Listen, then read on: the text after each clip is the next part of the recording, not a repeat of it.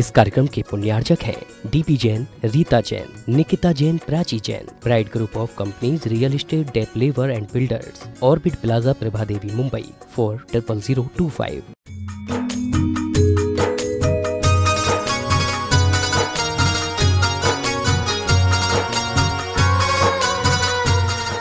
तिमिर पटलैरावृत महो मनो ते निर्लज्ज तदपि विषयेषु स्पृहयति। बुढ़ापा के कारण शरीर जर्जर अवस्था को प्राप्त हो गया, उसके कारण शरीर कुबड़ा हो गया। बपू कुबजी भूता गतिरपि चतया यष्टि शरणा। अब तुम्हें चलने के लिए लाठी का सहारा लेना पड़ रहा है। शिरा शुक्ला, सिर के बाल सफेद हो गए। चक्षु तिमिर पटले आवृतम, अहो तुम्हारी आंखों के आगे अंधेरा छाने लगा है, आंखों से दिखता नहीं है। विशीर्णा दंताली, बत्तीसी बाहर आ गई।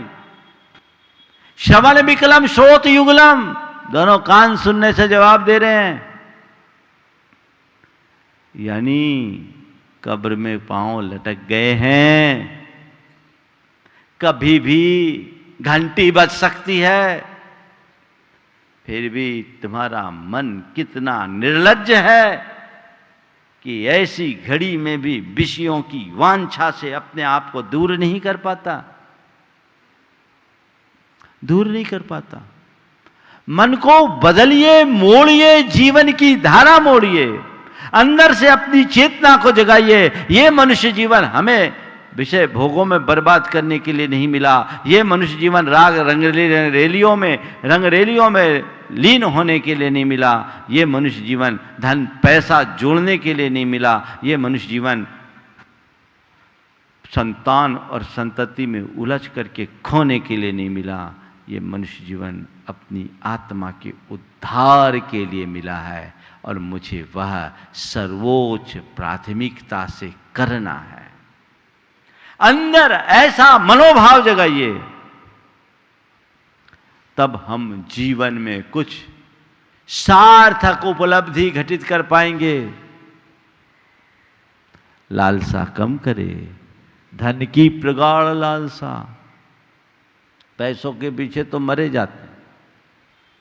मैंने देखा आज के नौजवानों का धन से उतना लगाव नहीं जितना बूढ़ों का है। नौजवान यदि कहीं दान देगा 10,000 तो बूढ़ा देगा 1,000, देगा ही नहीं। पहले तो निकलता नहीं है, शायद साथ ले जाने की चिंता। और आसक्ति, नई पीढ़ी में एक कंसेप्ट बदला है, और ये बहुत अच्छा है कि उन्होंने पैसे को अलग तरीके से मैनेज करने का तरीका समझा है। लेकिन आज भी मैं देखता हूँ बड़े बुजुर्गों के अंदर बड़ी प्रगाढ़ आसक्ति रहती है। किस काम का वो धन? किस काम का धन? वही अर्थपूर्ण है जिसका जीते जी उपयोग कर लो, बाकी तो एक दिन सब यहीं छूट जाना है। पर क्या बताऊं, आसक्ति नहीं छूटती। एक जगह हमारा चातुर्मास था, लड़का सुबह से आ जाता था और प्रवचन सुन करके जाता था, और जब तक हम आहार को न निकले तब तक नहीं निकलता। उसके पिताजी थे 75 साल के, बीमार भी थे, बेड पर थे। उन्हें लगा कि लड़का महाराज के चक्कर में लग गया है। 10 बजे के बाद आता है, 10 साढ़े 10 बजे आता है। सुबह से ग्राहक नहीं लौट जाते हैं। जो व्यक्ति बेड पे था उसे पता नहीं कहां से ताकत आ गई, वो आकर के दुकान खोलने लगा। दुकान खोलने लगा, नौकरों पर चिल्लाने लगा। उसने बोला, महाराज जी हमने अपने कक्का जी को बहुत समझाया, मानते नहीं। कि क्या करते हो महाराज, तो आते ही रहते हैं, दुकान थोड़ी छोड़ा जाता है। कितनी मेहनत से हमने दुकान जमाई। बेड पर रहने वाला व्यक्ति जिससे उठा नहीं जा रहा है, बैठा नहीं जा रहा है, वो भी ग्राहक लौट रहा है, दुकान में आओ। क्या है ये? एक आदमी मरना-सन्न था, काफी देर से अचेत था। अचानक उसे होश आया। तो बार बार ब ब ब ब ब ब ब कुछ बोल रहा था, बोलने की कोशिश कर रहा था, शब्द नहीं निकल रहे थे। उनके लड़कों ने देखा कि भाई क्या बात है, ब ब बोल रहे, कोई बक्सा अक्सा की बात तो नहीं कर रहा है बुढ़ाओ, कोई बक्सा अक्सा कहीं रखा हो तो अपने काम में आ जाए। डॉक्टरों से कहा, डॉक्टर साहब ऐसा कुछ करिए कि ये कुछ बोल सके। बोले भाई स्थिति तो बहुत क्रिटिकल है, कुछ कह नहीं सकते, 50,000 का एक इंजेक्शन लगेगा तो शायद 2-4 वाक्य बोल दे। बच्चों ने सोचा 50,000 में एक आध बक्सा मिल जाए तो फिर क्या कहना। उसने इंजेक्शन लगवा दिया, 50,000 का इंजेक्शन लगा। इंजेक्शन ने अपना काम भी किया और इंजेक्शन के प्रभाव से जैसे उसमें चेतना आई, उसने कहा अब क्या बताऊं, वो बछड़ा पूरा झाड़ू खा गया, अब तुम चेते हो। कब से बोल रहे बछड़ा पूरा झाड़ू खा गया, अब बताओ। 50,000 झाड़ू में गए। अभी उसे बछड़े की झाड़ू दिख रही है, अंदर का कुछ नहीं सूझ रहा है। ऐसी दशा बड़ी विचित्र होती है। इस तृष्णा को कम करने की कोशिश करो। ये आग है, आग। इसे वही बुझा सकता है जिसकी चेतना जागती है। जागो चेतन, जागो, अपनी निद्रा त्यागो, जीवन की सुध लो। कल तुम्हारी कहानी खत्म हो जाएगी, राम नाम सत्य कहा जाएगा। उससे पहले तो जीवन के सत्य को पहचानो, फिर बचेगा क्या। एक दिन टे बोल जाओगे, कहानी खत्म, अरे चले गए, क्या हुआ। इससे पहले कि तुम्हारा अंत हो, अपनी चेतना को संभालो, अंदर से जागो, चेतना को जगा लो, ताकि अपने लिए कुछ अर्जित कर सको। तुमने जो धन जोड़ा वो यहीं छूट जाने वाला, तुम्हारी जो तृष्णा है वो कभी पूरी होने वाली नहीं। तुम्हारे संतान, तुम्हारे परिवार, तुम्हारे परिजन यहीं रह जाने वाले हैं, सब मुंह ताकते खड़े हो जाएंगे, कुछ नहीं हो सकेगा। अभी कुछ दिन पहले, लगभग 1 महीना पहले एक क्लिप आई थी, दिखाया हजारों करोड़ का मालिक मर गया कोरोना से पीड़ित होकर, परिवार के लोग दूर से कांच से उसका अंतिम संस्कार देख रहे हैं, मुंह ताकते। क्या है, अरे यही तो अंदर के वैराग्य को जगाने का एक निमित्त है। लेकिन इसके बाद ये व्यक्ति नहीं चेतता, आखिर कब चेतोगे, कब जागोगे। अंदर से जागिए और जाग कर क्या कीजिए, त्यागिए। जिस दिन इस राग को तुम आग समझने लगोगे, तुम्हारी चेतना जाग जाएगी, और जैसी ही चेतना जागेगी फिर तुम्हें त्याग करने की प्रेरणा देने की जरूरत नहीं पड़ेगी, खुद त्यागोगे, खुद त्यागोगे। अपने अंदर झांको, अपना अंतर विश्लेषण करके देखो कि मेरी अवस्था के बढ़ने से मेरी अंदर की स्थिति में क्या परिवर्तन आया है। अगर मेरी तृष्णा बढ़ी है तो मुझे अब गाड़ी को रिवर्स में लाने की जरूरत है, और तृष्णा घटी है तो उसकी गति बढ़ाने की आवश्यकता है। गति बढ़ाइए, आगे बढ़िए, आगे बढ़िए, आगे बढ़िए। ये मनुष्य जीवन बहुत कठिनाई से मिला है, बार बार नहीं मिलने वाला। बार बार मिलने वाला नहीं है। जाग करके अपना लाभ लो। कब करोगे। एक बहुत अच्छे कवि हुए हैं, गोविंद प्रसाद पाली वाले, उनकी एक बुंदेलखंडी कविता है, मुझे बहुत प्रिय है, आज के संदर्भ में बहुत उपयोगी है, जो मनुष्य की बुढ़ापे जन जर्जर अवस्था का चित्रण करते हुए उसे बड़ा मार्मिक संबोधन देती है। जब ममता दिन दिन होती सवाई, जब ममता दिन दिन होती सवाई, 100 से सहस सहस ते लाखन, लाखत बढ़े दहाई। 100 से सहस, सहस से लाखन, लाखत बढ़े दहाई। दिन दिन दूनी होने चली पे, तोई शांति ने आई। जा ममता दिन दिन होती सवाई। जा ममता दिन दिन होती सवाई। बचपन गवो जवानी कड़ गई, बचपन गवो जवानी कड़ गई। नैन की ज्योति गंवाई। बचपन गवो जवानी कड़ गई, नैन की ज्योति गंवाई। बूढ़ो भयो कान बैवेरे, बचपन गवो जवानी कड़ गई, तो समझने आई। और बूढ़ो भयो कान बैवेरे, नैन की ज्योति गंवाई। जा ममता दिन दिन होते सवाई। जा ममता दिन दिन होते सवाई। नाक झिरे झिरना की नाई, नाक से पानी बह रहा है। नाक झिरे झिरना की नाई, गले में जम गई काई। खलास। नाक झिरे झिरना की नाई, गले में जम गई काई। और मुंह में से बत्ती से ही भग गए, मुंह में से बत्ती से ही भग गए, किले की बन गई खाई। जा ममता दिन दिन होती सवाई। जा ममता दिन दिन होती सवाई।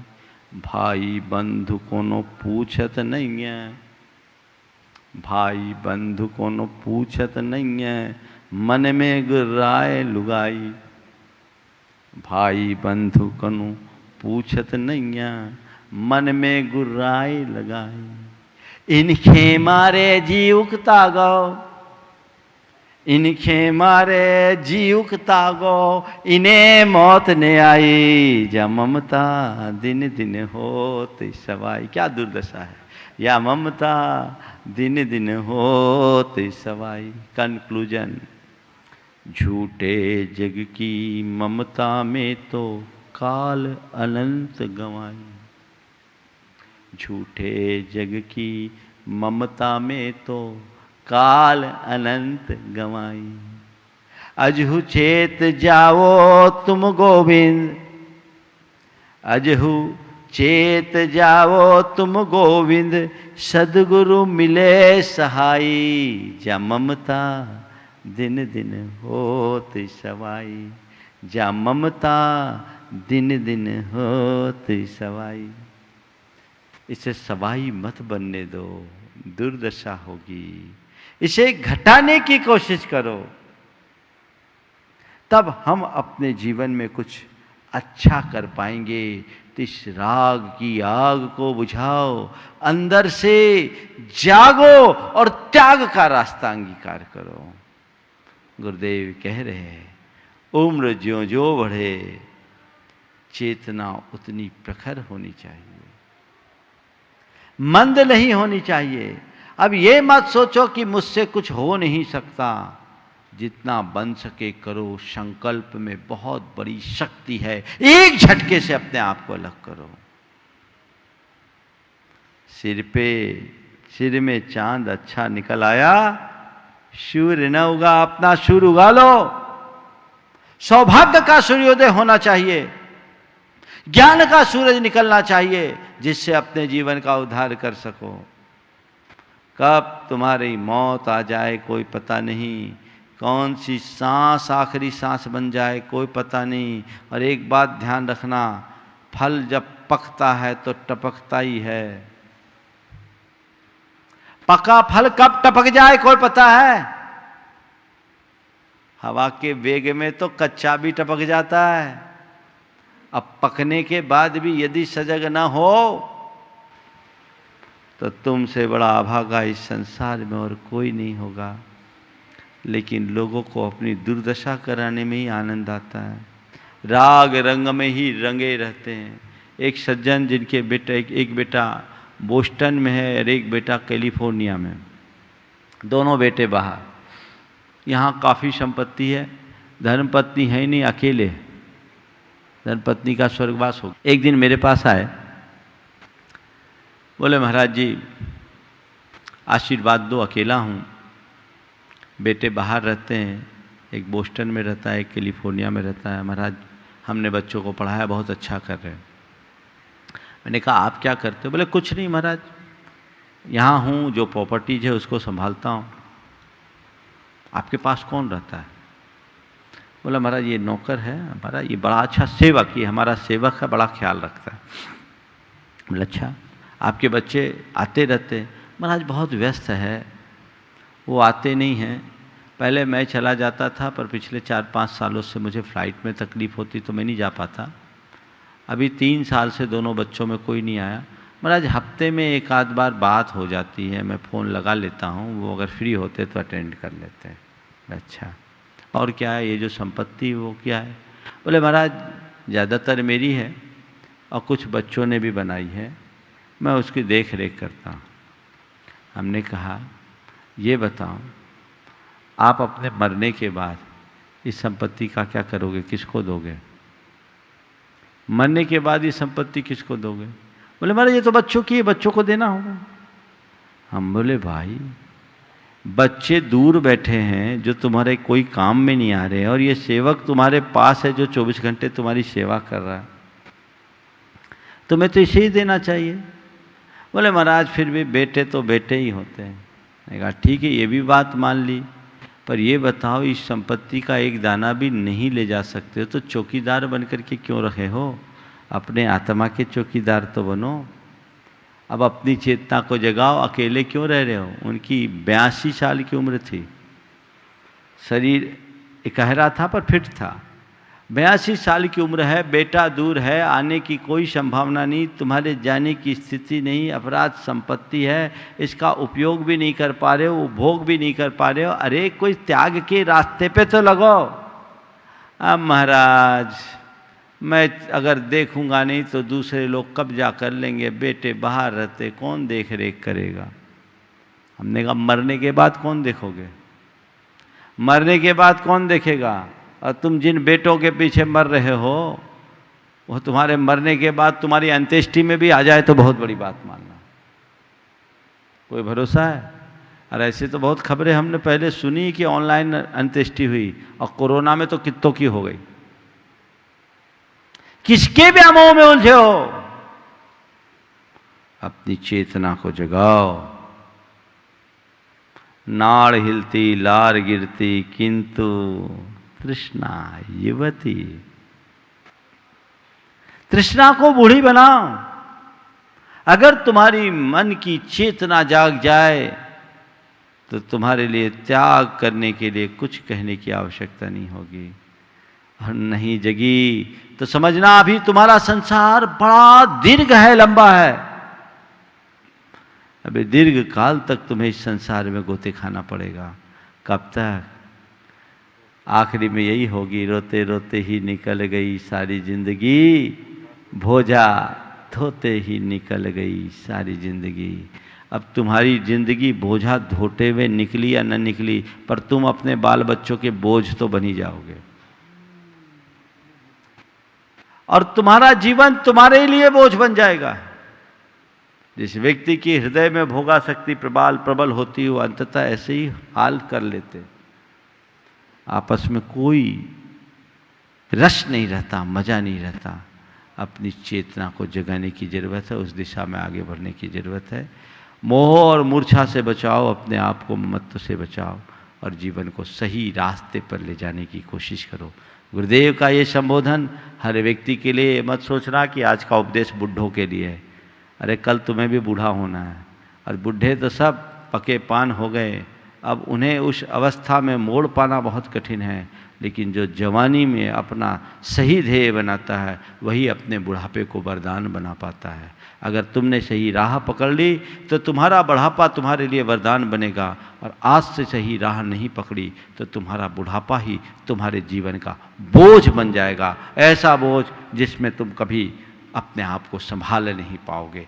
इसलिए बुढ़ापे को बोझ बनाने की जगह वरदान बनाने की कोशिश करें और जीवन को हम सही रास्ते पर ले चले। समय आप सबका हो गया। जय बोलो चिंतामणि श्री पार्श्वनाथ भगवान की, बोलो देवादिदेव 1008 श्री भगवान महावीर स्वामी की जय जय जय। अहिंसा परमो धर्म की जय जय जय। परम पूज्य आचार्य गुरुवर श्री विद्यासागर जी महाराज आज की जय जय जय। परम पूज्य 108 मुनिवर श्री प्रमाण सागर जी महाराज की जय जय जय। परम पूज्य 108 मुनिवर सागर जी महाराज की जय जय जय। नमोस्तु गुरुदेव नमोस्तु। किसान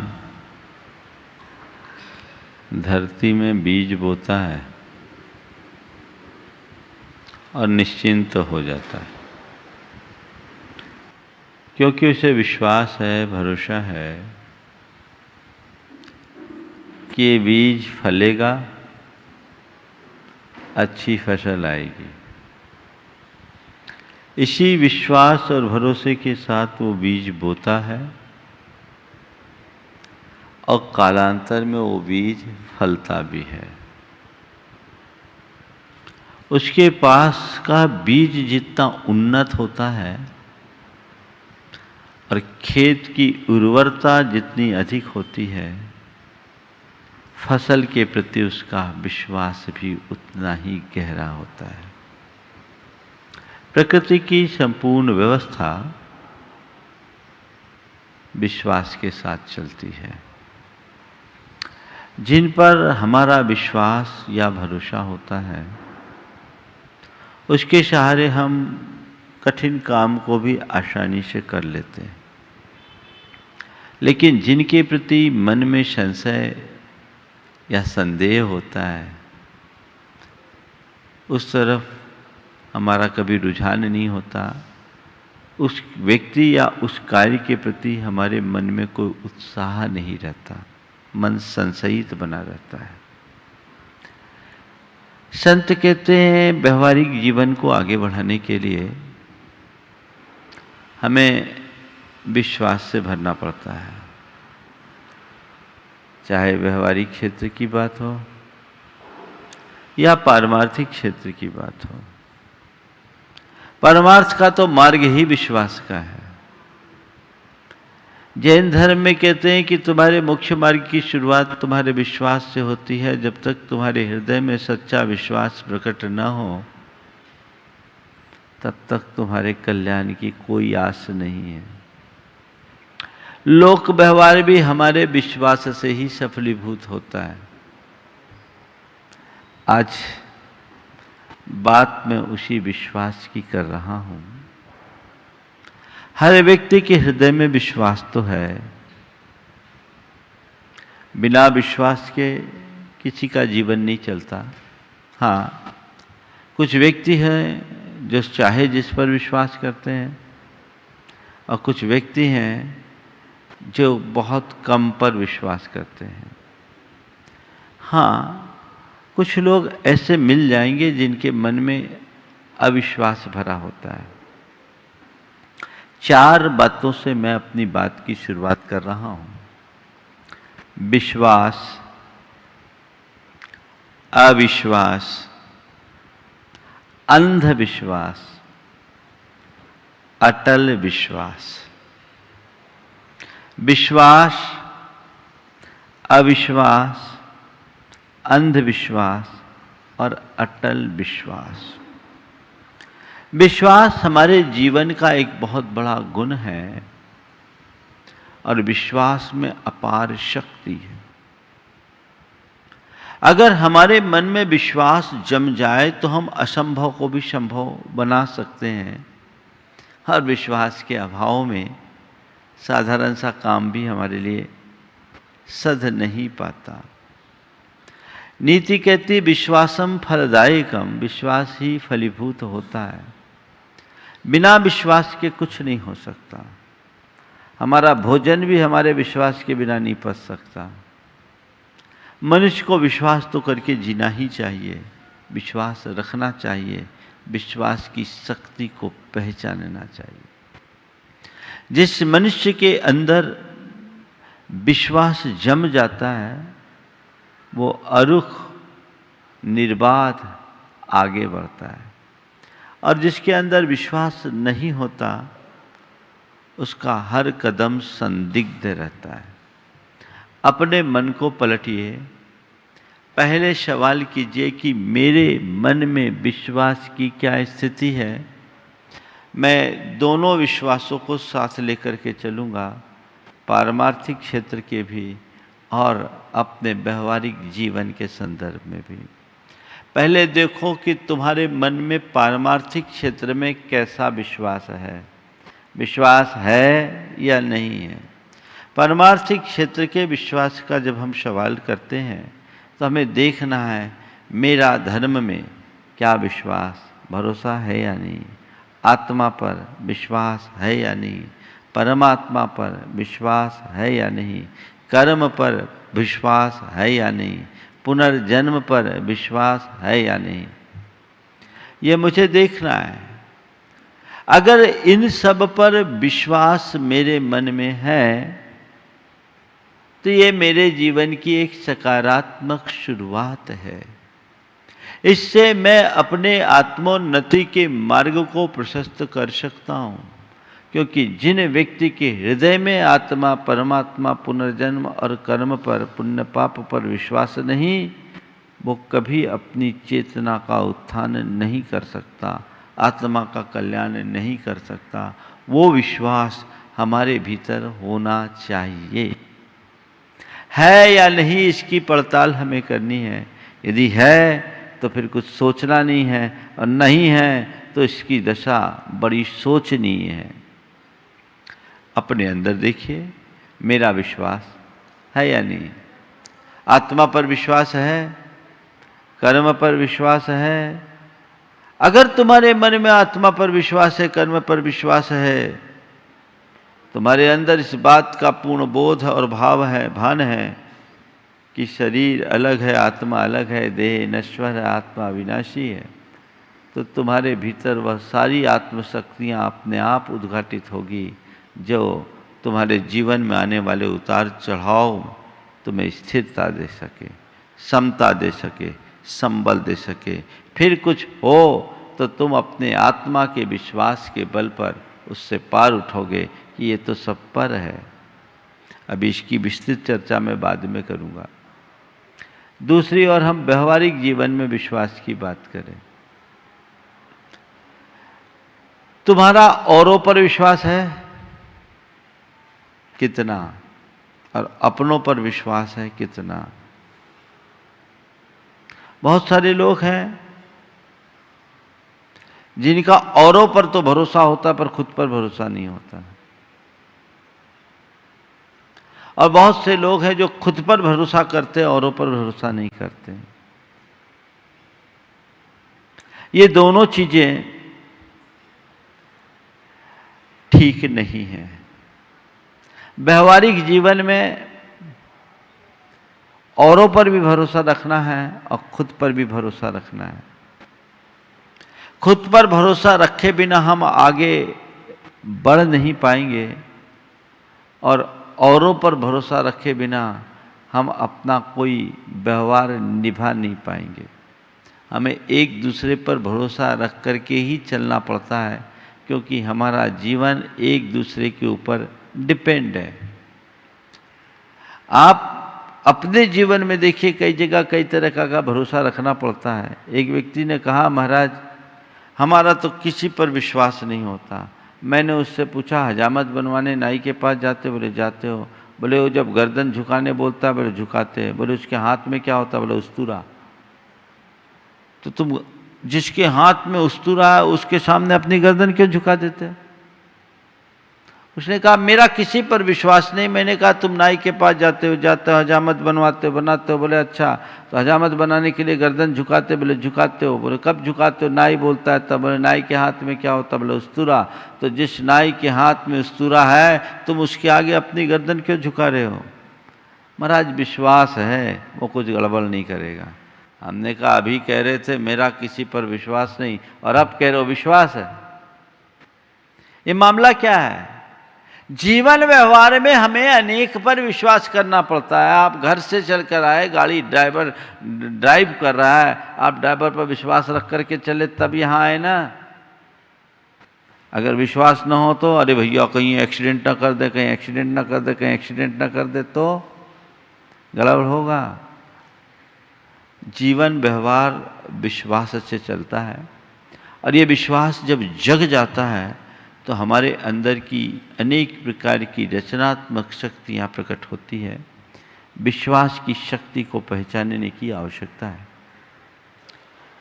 एक व्यक्ति किसी संत के पास पहुंचा, बहुत परेशान था, और उनसे निवेदन किया कि मैं बहुत परेशान रहता हूं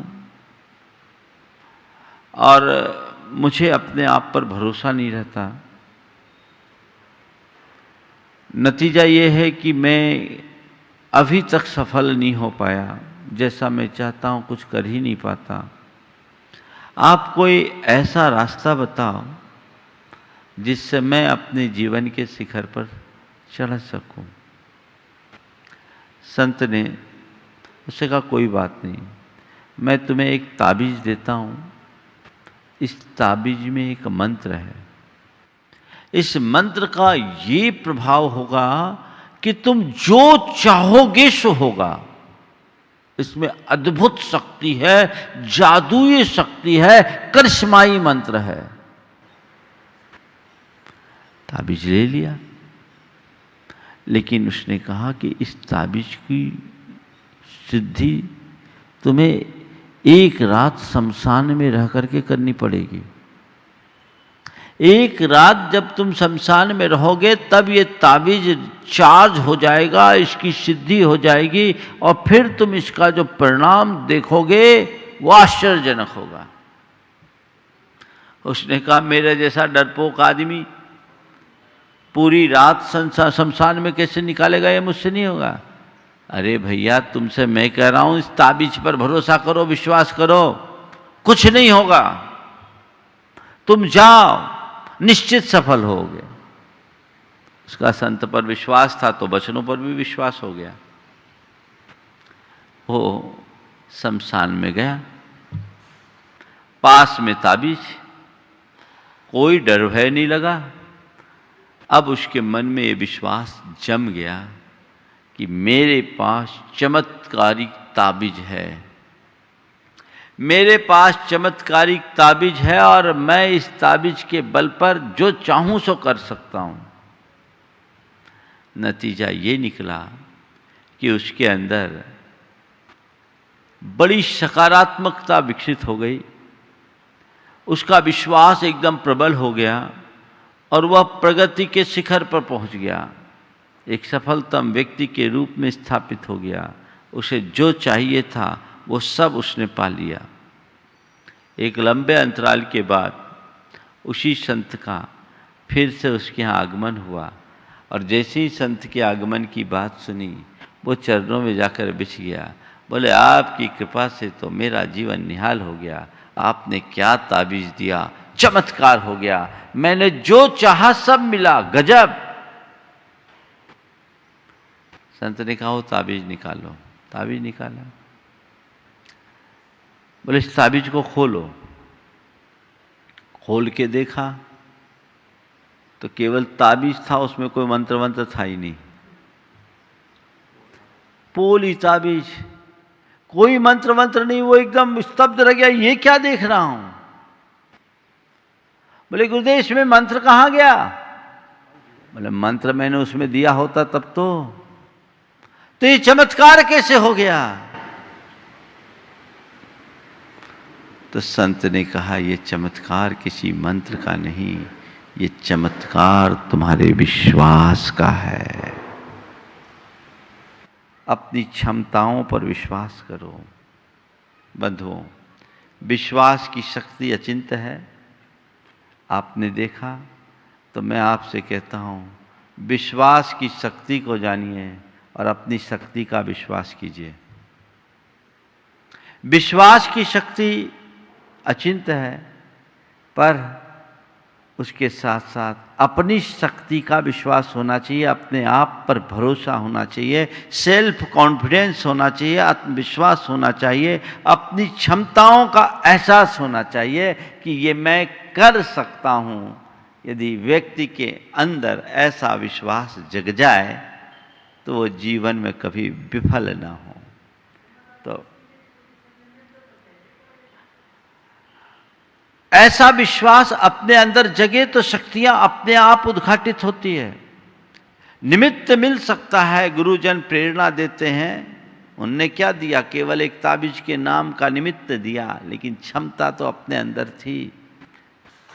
अपने आप पर विश्वास रखो, अपनी शक्ति का विश्वास रखो और विश्वास पर विश्वास रखो।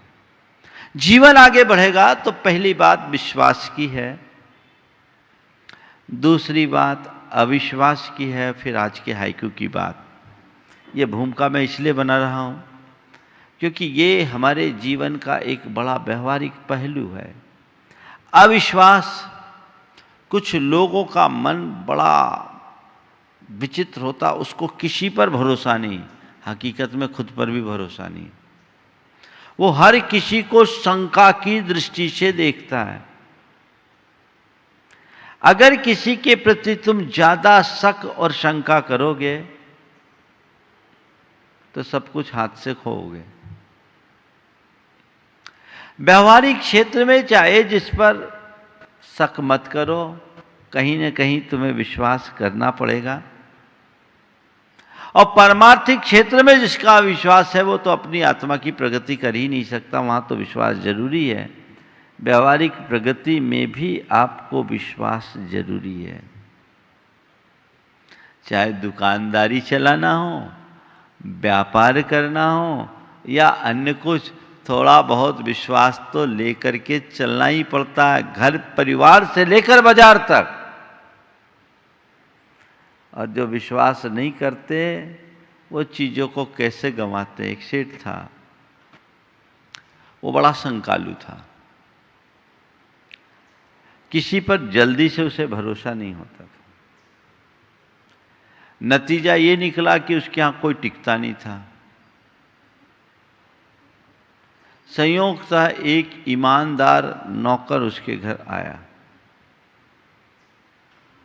अब सेठ बहुत सोच विचार करके उसको काम में लगाया था, लेकिन मन में एक विकल्प था, कहीं ये आदमी चोर ना हो, कहीं मुझे दगा न दे दे। तो एक दिन उसने एक 10 का सिक्का गिराया, देखा, नौकर के हाथ लगा। नौकर ने उसे सेठ को सलामत दे दिया। मन में थोड़ी ठाड़स बंधी कि ये ठीक है, लेकिन सोचा अभी और परख होनी चाहिए। एक दिन 100 का नोट गिराया। 100 के नोट को गिराते हुए नौकर ने देख लिया और नौकर ने वो नोट उठाया, सेठ को पकड़ाया। 100 का नोट उठाया, सेठ को पकड़ाया और कहा, सेठ जी ये घर मेरे रहने लायक नहीं है, मैं आपके यहाँ काम नहीं कर सकता क्योंकि आपको मुझ पर भरोसा नहीं है और आपके मन में शक है। आपने सोचा ये 100 का नोट उठा लेगा, मुझे रुपयों की ज़रूरत नहीं, लेकिन जहाँ व्यक्ति के ऊपर विश्वास नहीं वहाँ टिकना नहीं चाहिए, मैं यहाँ से जाता हूँ। उसके अविश्वास के कारण उस नौकर को वहाँ से जाना पड़ा, छूट गया। ज़्यादा अविश्वास करने वाले व्यक्ति भी कई बार बहुत सारी परेशानियों का सामना करते हैं। तीसरे क्रम में अंधविश्वास। अंधविश्वास चाहे जिसको सच मान लेना, जिसका अपना अनुभव नहीं हो उसे मान लेना। धार्मिक क्षेत्र में अंधविश्वास उन रूढ़िवादिताओं को अपने साथ आत्मसात कर लेना जो सत्य से परे है और जिससे आत्मा का कल्याण संभव नहीं है। जिसका आत्म कल्याण से कोई संबंध नहीं, उसे धर्म भाव से स्वीकार कर लेना, ये धार्मिक अंधविश्वास है। और लौकिक क्षेत्र में अगर हम कहें तो चाहे जिस पर विश्वास और भरोसा कर लेना और आंख मूंद लेना, व्यक्ति की परख किए बगैर व्यक्ति पर विश्वास करना, ये अंधा विश्वास है। धर्म क्षेत्र में अंधविश्वास और व्यवहारिक क्षेत्र में अंधा विश्वास, दोनों मनुष्य को परेशानियों में डालता है, विपत्तियों में उलझना पड़ता है। संत कहते ऐसा अंधविश्वास मत रखो और अंधा विश्वास मत रखो। व्यक्ति को पहले परखो, और परखने की कसौटी है कि उस व्यक्ति की अच्छाई और बुराइयों का दोनों का आकलन करो। देखो उस व्यक्ति में अच्छाइयों का पहलू अधिक है या बुराइयों का। अगर अच्छाइयां हैं तो वो व्यक्ति विश्वास करने लायक है। आप किस पर विश्वास करें? जिस भी व्यक्ति के पास आप, जो भी व्यक्ति आपके संपर्क में है, विश्वास करने के लिए एक कसौटी है। देखो उस व्यक्ति में अतीत में किसी का विश्वास तो नहीं तोड़ा, उसका व्यवहार कैसा है। अगर अतीत में किसी का विश्वास उसने तोड़ा है, उसका अतीत ऐसा है, तो कल तुम्हारा विश्वास भी खंडित कर सकता है। ऐसे व्यक्ति के प्रति तुम विश्वास कर लो और थोड़े में विश्वास कर लो तो मामला गड़बड़ होगा। तो विश्वास हो, अविश्वास नहीं, अंधविश्वास नहीं, अंधा विश्वास नहीं। व्यक्ति की परख हो जाने के बाद अटल विश्वास हो। ऐसा विश्वास कि एक बार विश्वास जम गया तो जम गया पत्थर की लकीर। अब विश्वास टूटना नहीं चाहिए। जीवन में न तो विश्वास टूटना चाहिए और न ही विश्वास तोड़ना चाहिए। टूटना दुर्बलता है और तोड़ना अपराध। दोनों से बचो। अटूट विश्वास रखो और कभी किसी का विश्वास मत तोड़ो। सामने वाले के विश्वास पर खरा उतरने की कोशिश करो। अटल विश्वास। लेकिन आजकल लोग विश्वासघात के शिकार ज्यादा होते हैं। एक तो जल्दी से लोग विश्वास करने लायक नहीं होते, फिर ऊपर से कहते हैं कि आप हम पर विश्वास नहीं करते। करे कैसे? विश्वास के लायक व्यक्ति पर विश्वास होना चाहिए और वो अटल विश्वास होना चाहिए। और जो व्यक्ति, जिस व्यक्ति का आचरण संदिग्ध है, उसके प्रति रंच मात्र भी भरोसा नहीं करना चाहिए। अब सवाल है, जिस व्यक्ति के प्रति मेरा अटूट विश्वास था, किसी वजह से वह विश्वास टूट जाए तो फिर क्या करे? होता है, कहते हैं कांच और दिल एक बार टूट जाता है तो फिर जुड़ता नहीं। धागा टूट गया तो टूटता है, उसमें गांठ पड़ती है। किसी ने विश्वास तोड़ दिया तो क्या करे? आज गुरुदेव जिस हाइकू की बात कर रहे हैं, मैं वहीं आ रहा हूं। पहला प्रयास कि मेरा विश्वास अटल हो, छोटी मोटी बातों से उस विश्वास पर कोई प्रभाव न पड़े। सबसे पहले देखो विश्वास टूटता कब है। विश्वास टूटता कब है? जब सामने वाले का हमारे विरुद्ध आचरण होता है, हमारे मन में उसके प्रति कोई गलतफहमी प्रकट हो जाती है, या सामने वाला हमारे हितों के विरुद्ध कुछ काम कर बैठता है, हमारा विश्वास टूट जाता है। लेकिन ये सब चीज़ें कहीं न कहीं हमारे सकारात्मकता की कमी को दर्शाता है। यदि हमारे मन में विश्वास होगा तो हमें ऐसा कभी घटता हुआ दिखेगा ही नहीं, और यदि घटता हुआ दिख रहा है तो क्या करे? एक बार किसी से विश्वास टूट गया तो दोबारा उसका मुंह देखने की कोशिश नहीं करते और सामने वाला बार बार अपना विश्वास जाहिर करने की कोशिश करता है, विश्वास जताने की बात करता है, भरोसा दिलाने की बात करता है, तो क्या करे? गुरुदेव कहते हैं मत दिलाओ विश्वास लौट आता व्यवहार से। मत दिलाओ विश्वास लौट आता व्यवहार से। 4 स्थितियां हैं विश्वास के साथ। विश्वास करना, विश्वास दिलाना, विश्वास तोड़ना और विश्वासघात करना। विश्वास करना, हमने विश्वास किया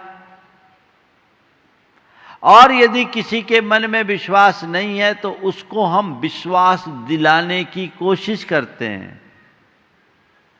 गुरुदेव कहते हैं विश्वास दिलाने की बात ही नहीं है, विश्वास तो अपने आप जगता है।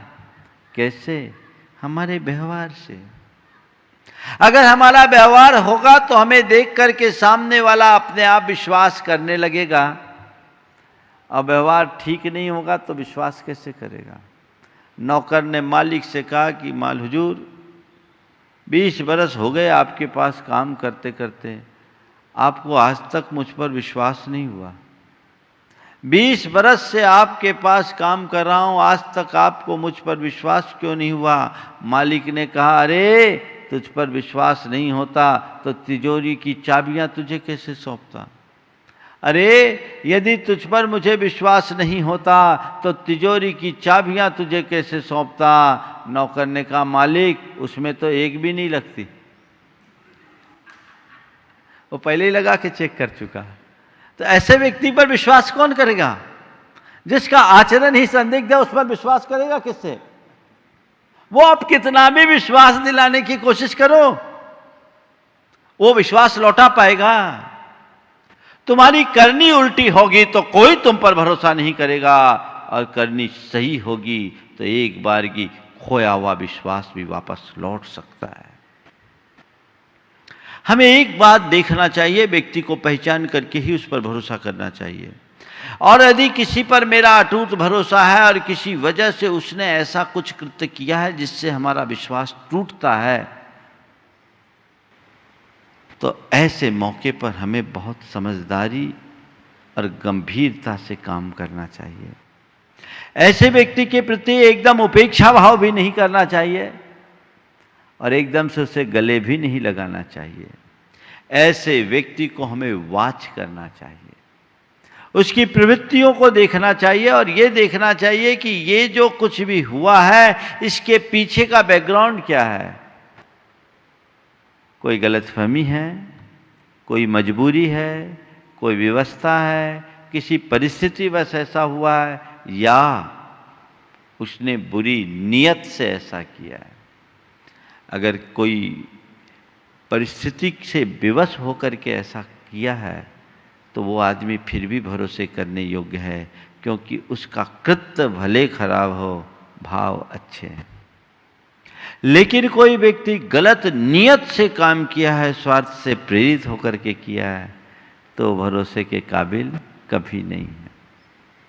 देखिए, विश्वास को लेकर के हमें कई बार गलतफहमी भी हो जाती है और विश्वास टूट जाता है। 2 भाई कैसे विश्वास टूटता है, और विश्वास टूट जाने से व्यक्ति अपने हितैषी को भी कैसे अपना शत्रु मान बैठता है। 2 भाई थे, दोनों का अलग अलग कारोबार था। एक ने आकर के भाई से, छोटे भाई से कहा, भैया तुम्हारे बड़े भैया तो आज मार्केट में तुम्हारी बहुत गलत खबर फैला रहे थे। क्या बात थी? बोले वहां बहुत सारे लोग बैठे थे और ये कह दिया है कि भाई तो डिफॉल्टर होने वाला है। भाई तो डिफॉल्टर होने वाला, पार्टी डूबने वाली है। ये सुना तो तमतमा गया। बोले अच्छा, मेरा भाई मुझे डिफॉल्टर बता रहा है, मेरी रेपुटेशन खराब कर रहा है, आज जबकि ऐसी कोई स्थिति नहीं है, और मेरा भाई यदि मुझे डिफ़ॉल्टर बताएगा तो मार्केट में मेरी कोई स्थिति नहीं बनेगी, मेरा तो सारा कारोबार ही ठप हो जाएगा। तमा गया। उसने एक व्यक्ति से पूछा, भैया ये क्या सही है? दूसरा बोला, हाँ मैं भी वहीं बैठा था, ये बात सही है। अब उसने भरोसा कर लिया कि मेरे भाई ने मेरे विरुद्ध दुष्प्रचार किया। तमा कर सीधे अपने भाई के पास पहुंचा और कहा, ये क्या मचा रखा है तुमने? मेरे बारे में इस तरह की बातें करने की जरूरत क्यों की? क्या जरूरत थी ऐसा बोलने की? आपने बोला है? बोले, हाँ बोला है। क्यों बोला? ठंडे हो जाओ, शांत हो जाओ, इतनी ज्यादा तेवर दिखाने की जरूरत नहीं है। नहीं नहीं, आप ऐसी कोई बात करते, एकदम तमका हुआ था। मैं बोल रहा हूं ना, मैंने बोला है। आप पूछ रहे क्यों बोला? थोड़ा ठंडे होके पूछो, मैं बता देता हूं क्यों बोला। बोले, क्या हुआ? बोले, बात ऐसी थी कि मैंने आज तक तुम्हारा कभी बुरा सोचा क्या? बोले, नहीं, मैंने हर वक्त तुम्हारा साथ दिया। बोला, दिया। हर विपत्ति में तुम्हारे साथ खड़ा रहा। बोला, खड़ा रहा। फिर तुमने आज ऐसे कैसे सोच लिया कि मैं तुम्हारे विरुद्ध कुछ ऐसा बोलूं जिससे तुम अराहित हो? नहीं, हुआ क्या? ये बात आपने बोली कि नहीं बोली? आपने बोला ना ऐसा? बोले, हाँ बोला, मैं बोलता ना, पर क्यों बोला ये तो सुन। बोले, क्या हुआ? बोले, मेरे पास इनकम टैक्स विभाग के कुछ अधिकारी बैठे थे, अब बातचीत में चल रही थी कि तेरे यहाँ वो लोग आने वाले सर्वे करने को। तो मैंने जानबूझ करके कह दिया, उसका तो दिवाला पिटने वाला, मैं तेरे हित के लिए कर रहा था कि अहित के लिए कर? अरे ऐसी बात है? भैया माफ करना, मुझे तो पता ही नहीं था, मैं फालतू खामोखा आपके अगेंस्ट ऐसा सोचने लगा। उसने कहा, भैया कभी भी किसी विश्वासी के विश्वास को एक छोटे से झटके से मत तोड़ा करो। अगर है कोई बात हो तो उसे कंफर्म करो। ये तो अच्छा हुआ कि तू यहाँ आ गया और अपनी भड़ास निकाल लिया, मैंने तुझे सत्य से वाकिफ कर दिया, नहीं तो तू अंदर ही अंदर इन बातों को पालता रहता, घुड़कतान बनाता और मेरा प्रबल शत्रु बन जाता। हमेशा हमेशा की मित्रता खत्म हो जाती, विश्वास का स्थान शंका ले लेती। नहीं, जीवन में कभी गलतफहमी मत आने दो। सामने वाला किसी परिस्थिति से विवश होकर करता है, वो भी क्षम्य है। हालांकि ऐसा होना नहीं चाहिए, पर कई बार व्यक्ति कर देता है तो उसको देखना चाहिए कि व्यक्ति का बैकग्राउंड क्या है। दो मित्र, एक काफी संपन्न था और दूसरे की स्थिति बहुत अच्छी नहीं थी, पर मित्रता प्रगाढ़ थी। अब उसकी बेटी की शादी का प्रसंग आया, पर इधर बेटी की शादी का प्रसंग है, उधर उसकी पत्नी बीमार हो गई, रुपयों की सख्त आवश्यकता हुई। अब वो अपना मुंह खोलने की स्थिति में नहीं कि मैं अपने मित्र से इस समय कुछ मदद लूं। उसने मित्र के कुछ ही काम में बीच में पैसा ले लिया और अपना काम कर लिया। कुछ दिन बाद जब मित्र को मालूम पड़ा कि इसने हमारे रकम से हेरा फेरी की है, बहुत क्षुब्ध हुआ। लेकिन उसे लगा कि ये बेटी की शादी और पत्नी की बीमारी के पीछे खर्च किया। जब उसे मालूम पड़ा कि ये काम इसके मित्र ने किया है जिस पर वो बड़ा विश्वास करता था, एक बार वो मानने को तैयार नहीं हुआ। लेकिन जो था वो सत्य था, अब सत्य को तो कोई झुटला नहीं सकता। उसने उस मित्र को बुलाया और कहा, ये जो इतने रुपए हैं, ये रुपए आपने उठाए? आंखों से आंसू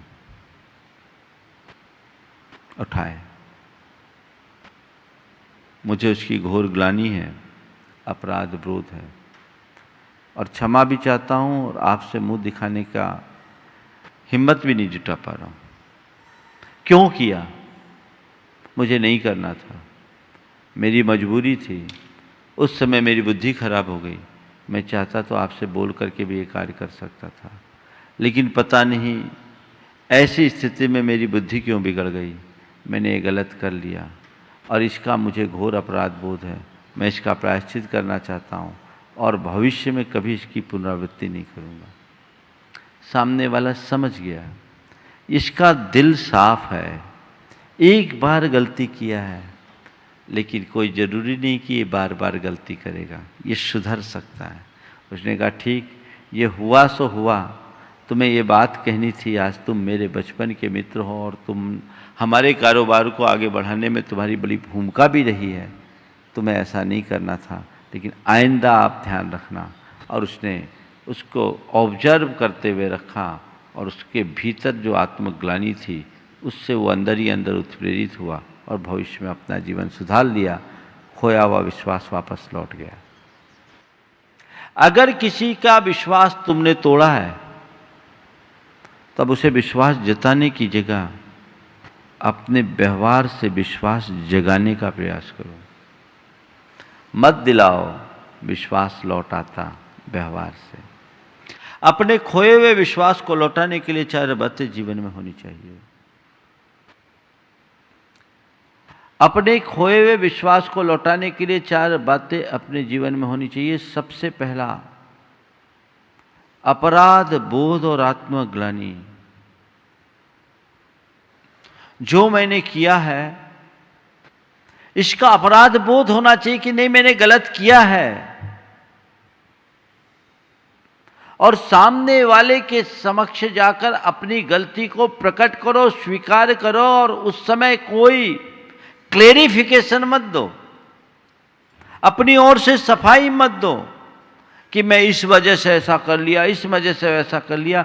मैंने गलती की है, ये मुझसे गलती हुई, मैं इसका अपराधी हूं, मेरे हृदय में इसकी घोर आत्मग्लानि है, ये प्रकट होना चाहिए सामने वाले के प्रति। इस कार्यक्रम के पुण्यार्जक थे DP Jain, Rita Jain, Nikita Jain, Prachi Jain. Pride group of companies real estate developer and builders, Orbit plaza, Prabhadevi, Mumbai 400025।